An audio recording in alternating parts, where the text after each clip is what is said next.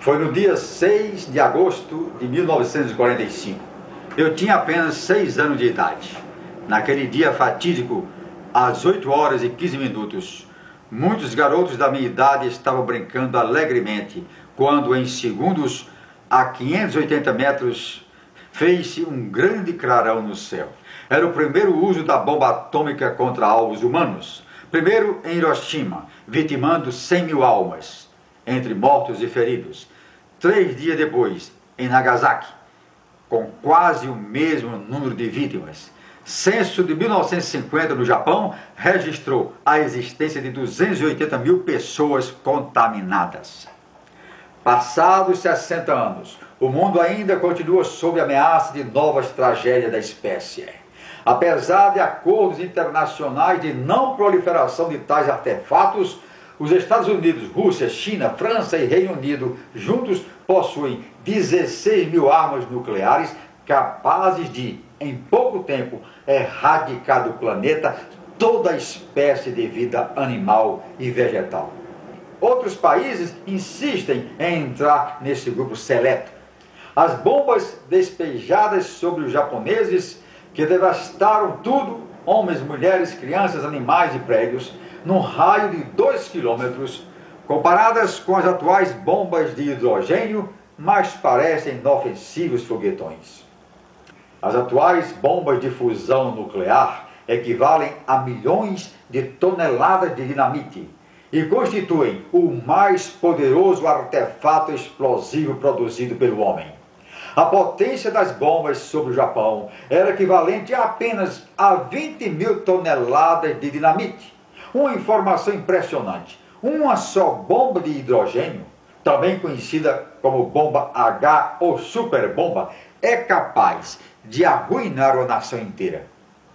Não podemos esquecer de que há mais de 3 mil anos, por iniciativa de Deus, foram totalmente destruídas as cidades de Sodoma e Gomorra como um castigo pela desobediência.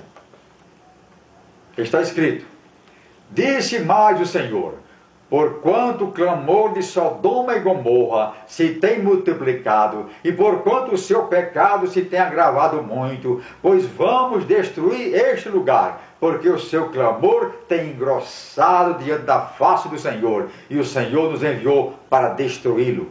Gênesis 18, versículo 20, e 19, versículo 13. Os moradores desses lugares avançaram a linha vermelha da tolerância divina.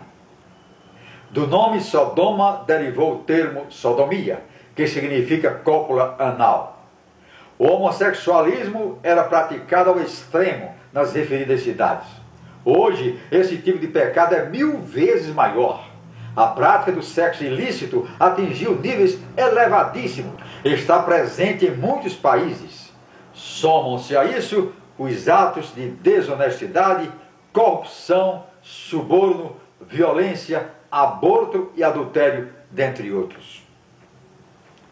Gênesis 19, 24 e 25 diz: então o Senhor fez chover enxofre e fogo, e derribou aquelas cidades, e toda aquela campina, e todos os seus moradores, e o que nascia da terra. Deus usou elementos da natureza e provocou uma grande erupção vulcânica. Uma reflexão se faz necessária. Deus está de braços cruzados, assistindo pacificamente à depravação dos homens, ao avanço da prostituição, da pedofilia, dos abortos, da violência? Não. A própria Bíblia adverte pela palavra de Pedro: a bomba de Deus no juízo será sem paralelo na história. Veja: mas o dia do Senhor virá como ladrão de noite, no qual os céus passarão com grande estrondo, e os elementos ardendo se desfarão, e a terra e as obras que nela há se queimarão. 2 Pedro 3, versículos 7 e 10. E será a luz da lua como a luz do sol, 7 vezes maior. Isaías 30, versículo 26. Porque eis que aquele dia vem ardendo como fornalha, todos os soberbos e todos os que cometem impiedade serão como palha.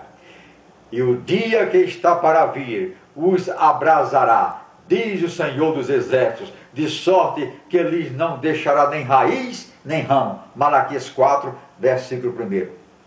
Porque se Deus não perdoou aos anjos que pecaram, mas, havendo-os lançado no inferno, os entregou às cadeias da escuridão, ficando reservados para o juízo, e não perdoou ao mundo antigo, mas guardou a Noé, pregoeiro da justiça, com mais 7 pessoas, ao trazer o dilúvio sobre o mundo dos ímpios, e condenou à destruição as cidades de Sodoma e Gomorra, reduzindo-as a cinza, e pondo-as para exemplo aos que vivessem impiamente, e livrou o justo Ló, enfadado da vida dissoluta dos homens abomináveis. Assim sabe o Senhor livrar da tentação os piedosos e reservar os injustos para o dia do juízo, para serem castigados.